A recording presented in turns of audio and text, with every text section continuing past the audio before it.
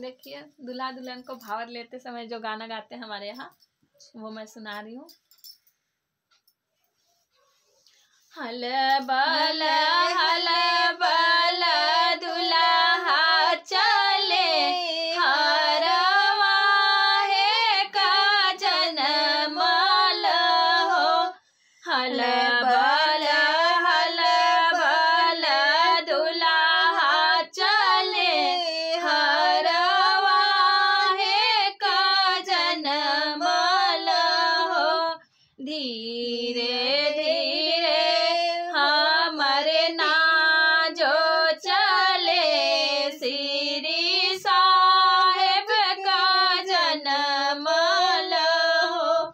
धीरे धीरे मोर धिया चले श्री साहेब का जनमल हो। हल